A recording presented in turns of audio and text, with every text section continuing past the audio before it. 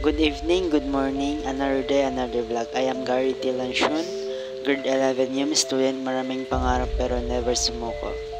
Maraming pinagdaanan sa buhay pero hindi ako sumuko.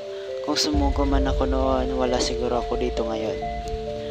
Kaya sa mga katulad kong kabataan dyan, wag na wag kayong susuko sa mga pangarap niyo. Dahil nasa huli ang pagsisisi. Huwag niyong sayangin ang panahon dahil bawat oras ay mahalaga.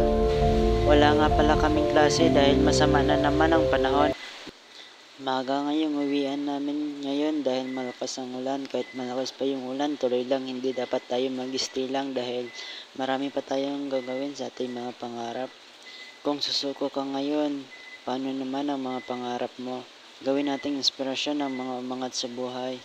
Alam ko na may plano si Lord sa akin. Isa lang ang masasabi ko sa sarili ko, na wag kang susuko sa mga pangarap mo. Hindi mo man maabot ang pangarap mo ngayon, baka sa susunod ikaw naman ang umangat sa buhay. Kaya wag na wag mong susukuan ang mga pangarap mo. Wag na wag kang maniniwala sa mga taong naninira sa buhay mo. Dahil yan lang ang kayang gawin nila sa'yo, pero hindi nila kayang sirain ang mga narating mo sa buhay.